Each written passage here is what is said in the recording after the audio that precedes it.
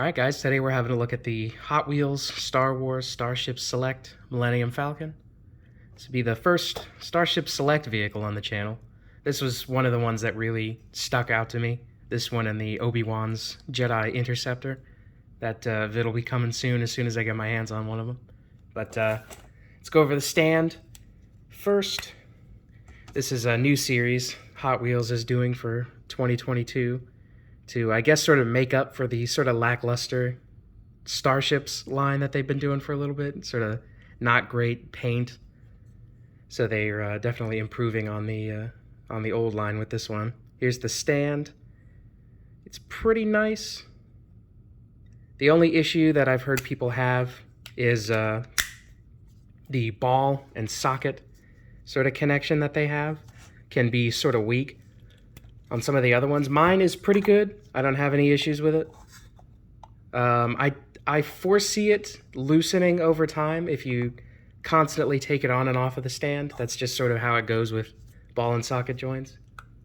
So I guess there's a bit of a trade-off. You have posability, but you also have, you know, the thing deteriorating over time the more you take it on and off of the stand. But mine's nice and sharp now. Not sharp, but tight. So I'm happy about that. We'll look at the ship real quick. It's a pretty decent size. The whole Starship Select line is sort of meant to be a more premium feel than the old Hot Wheels Star Wars Starships. And I can definitely see that in the paint. I'm pretty happy with it. This is on the more flatter side when it comes to Millennium Falcon castings, which I like. I always see the Millennium Falcon as more flatter than, you know, chunkier and wider. So I'm happy with that. Give you a good look around here.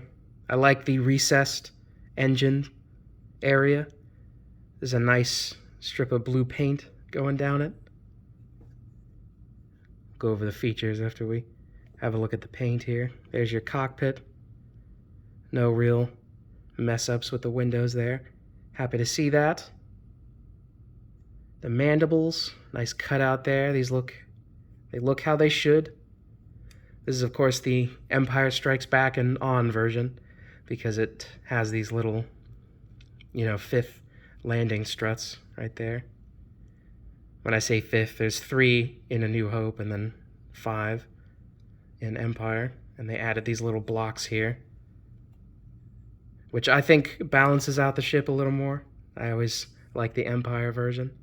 You can see it's sort of like mushroomed and riveted together. So no taking this apart and no tightening the joints if any of the moving bits loosen up over time. The dish, of course, moves, as is standard for Millennium Falcon toys. I've noticed it's set a little further back than a lot of dishes are a lot of the time. You could remedy that by heating it up and forming it. Like you do the classic, you know, boiling water and ice bath trick. You might be able to fix it, but it doesn't bug me. If anything, it's unique to this casting. The turret up there, if you want to get a look at that, it's not horribly detailed, but it gets the job done.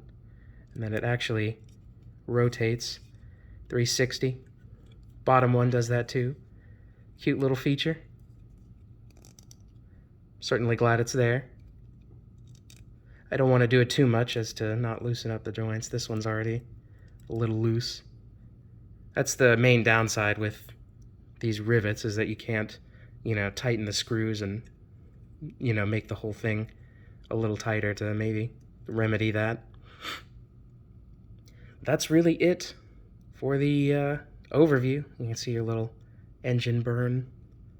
I don't know why. Something that never made sense to me. Maybe somebody can clear this up. Is why these exhaust vents vent diagonally. Let's assume, you know, we're in atmosphere, right? Because if we're in space, I don't think it means much. But in atmosphere, you think the air would pull it directly backwards. So you would see straight lines coming from each of these instead of them going, splaying out diagonally the way they do. I never understood why they do that. Maybe somebody can help me out a little bit in the comments. But that's it for the overview. I'll go ahead and compare it to the old Starships casting. This one's pretty beat to hell because I have not taken care of these. You can see this one is missing the Empire Strikes Back little landing strut areas, which would make you think that this is the New Hope version, but it has the Force Awakens dish, so I have a feeling they just did that to save on cost, maybe save that extra bit of plastic. But we'll do a little side-by-side. That's your size comparison.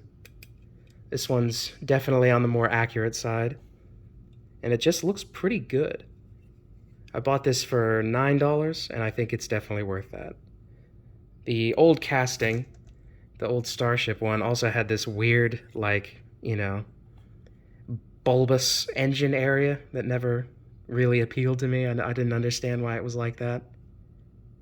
It's meant to be this long, thin strip, just like that. And then, what the hell, we'll go ahead and compare it to the titanium version. This, I think, is Black Series, actually, but it's the exact same mold. The one that I hate with, well, one, it's missing these little landing strut blocks, and two, it has permanently extended landing gear, which is super lame. Not a fan of that. But there's your size comparison, if any of you were wondering how big this is. It's not horribly big, but I think it's exactly as big as it should be. I like the size of this one. It's perfect. Looks great on a desk. You plug in your little stand there, and I could totally see that sitting on my desk at work, if I had a desk at work. We'll look at the, actually we'll compare it to the Razor Crest. This is the only other Starship Select toy that I have. There's your quick little comparison there. The actual stand for the Falcon is taller than the Razor Crest, which I don't know why. Maybe it's because the Razor Crest itself is so much taller, and they kind of even out. I'm guessing that's why they did it. But there's your little size comparison. I'm definitely happy with the Starship Select line so far. We'll see how well they do with the Edda 2 Revenge of the Sith Jedi Starfighter. Here's the packaging. I, for one, love the packaging. It's a little overdone, but it looks really nice, very premium, and it comes apart very easily. These little tabs just sort of, is it the back? Yeah.